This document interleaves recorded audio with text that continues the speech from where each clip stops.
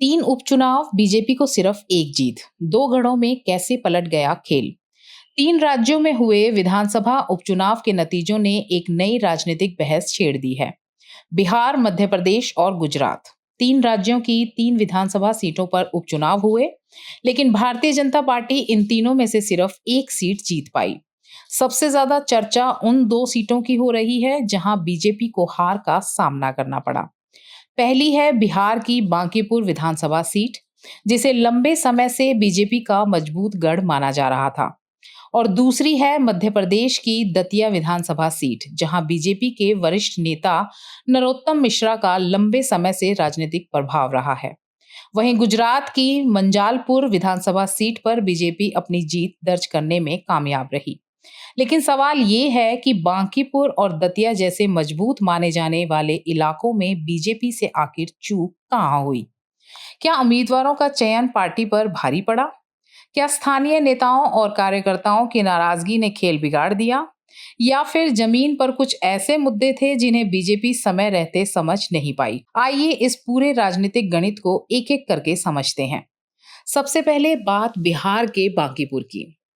बांकीपुर की हार बीजेपी के लिए इसलिए महत्वपूर्ण है क्योंकि इस सीट पर पार्टी लंबे समय से बेहद मजबूत मानी जाती रही है।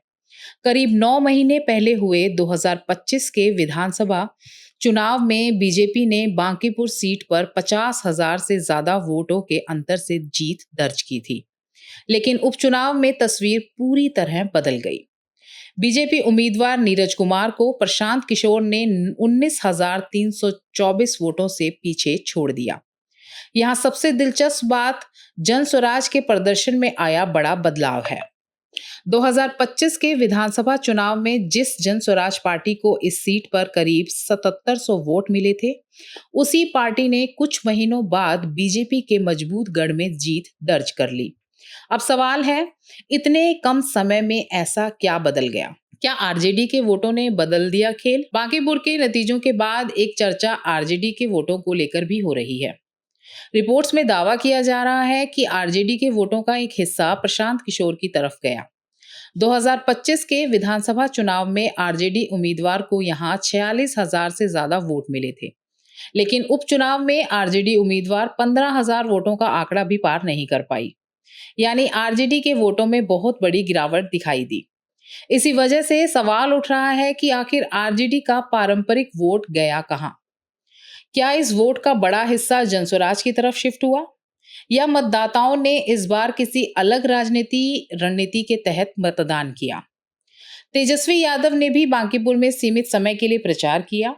वहीं कांग्रेस इस पूरे मुकाबले में बहुत ज्यादा सक्रिय दिखाई नहीं दी। लेकिन कहानी सिर्फ विपक्षी वोटों की नहीं है।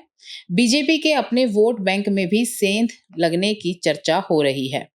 और यहीं से आता है दूसरा बड़ा सवाल, बीजेपी से कहां हुई चूक? रिपोर्ट्स के मुताबिक बीजेपी ने बांकीपुर में आखिरी समय पर अपना उम्मीदवार बदला था। राजनीतिक विश्लेषण में इसे भी हार की संभावित वजहों में गिना जा रहा है।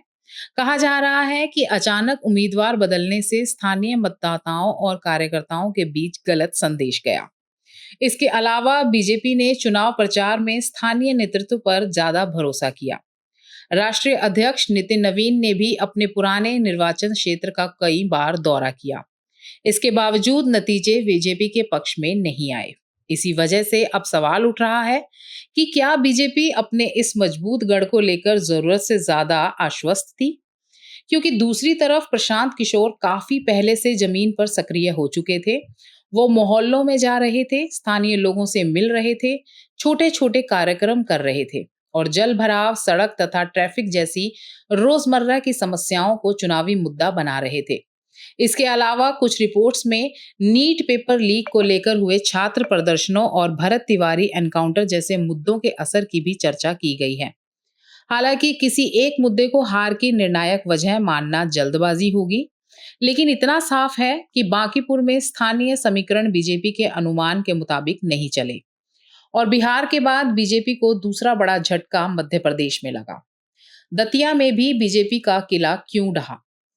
मध्य प्रदेश की दतिया विधानसभा सीट बीजेपी के वरिष्ठ नेता और पूर्व मंत्री नरोत्तम मिश्रा के प्रभाव वाली सीट मानी जाती रही है। नरोत्तम मिश्रा यहां से 3 बार चुनाव जीत चुके हैं, लेकिन इस उपचुनाव में बीजेपी को यहां भी हार का सामना करना पड़ा। कांग्रेस उम्मीदवार घनश्याम सिंह ने 66,757 वोट हासिल कर जीत दर्ज की। वहीं बीजेपी उम्मीदवार आशुतोष तिवारी को 60,741 वोट मिले, यानी दोनों उम्मीदवारों के बीच करीब 6,000 वोटों का अंतर रहा। अब यहां भी सवाल वही है, बीजेपी से चूक कहां हुई? क्या नरोत्तम मिश्रा की नाराजगी पड़ी भारी? दतिया की हार के बाद सबसे ज्यादा चर्चा नरोत्तम मिश्रा को लेकर हो रही है। उपचुनाव में बीजेपी ने नरोत्तम मिश्रा को अपना उम्मीदवार नहीं बनाया। इसके बाद उनकी नाराजगी की खबरें सामने आई। उनके समर्थकों ने पार्टी के फैसले पर असंतोष जताया। बाद में पार्टी नेतृत्व के कहने पर नरोत्तम मिश्रा ने बीजेपी उम्मीदवार आशुतोष तिवारी के लिए प्रचार किया, लेकिन चुनावी जीत नतीजे बताते हैं कि बीजेपी को इसका अपेक्षित फायदा नहीं मिला।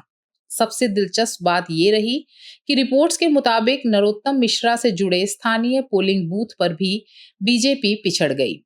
अगर ये संकेत जमीन पर कार्यकर्ताओं और समर्थकों की नाराजगी को दर्शाता है, तो बीजेपी के लिए यह गंभीर समीक्षा का विषय हो सकता है, क्योंकि चुनाव सिर्फ बड़े नेताओं के भाषण से नहीं जीते जाते। स्थानीय संगठन, कार्यकर्ताओं का उत्साह, उम्मीदवार की स्वीकार्यता और मतदाताओं के साथ उसका सीधा संपर्क, ये सभी चीजें चुनावी नतीजों पर असर डालती हैं।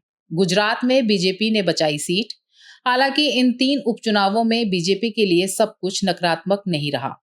गुजरात की मंजालपुर विधानसभा सीट पर बीजेपी जीत दर्ज करने में कामयाब रही, यानी 3 सीटों में से बीजेपी के खाते में 1 सीट आई। लेकिन राजनीतिक चर्चा गुजरात की जीत से ज्यादा बांकीपुर और दतिया की हार को लेकर हो रही है, क्योंकि ये दोनों सीटें ऐसी थी जहां बीजेपी का पुराना और मजबूत राजनीतिक आधार माना जाता था, और यही इन नतीजों को ज्यादा महत्वपूर्ण बनाता है।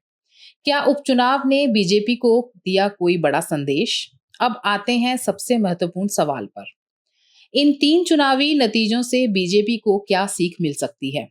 पहला संकेत, पुराना गढ़ हमेशा सुरक्षित नहीं रहता। सिर्फ इसलिए कि कोई पार्टी किसी सीट पर वर्षों से जीतती आ रही है, यह जरूरी नहीं कि अगला चुनाव भी उसके पक्ष में ही जाएगा। दूसरा संकेत, उम्मीदवार का चयन बेहद महत्वपूर्ण है। बांकीपुर और दतिया दोनों जगह उम्मीदवारों के चयन और स्थानीय प्रतिक्रिया को लेकर सवाल उठे।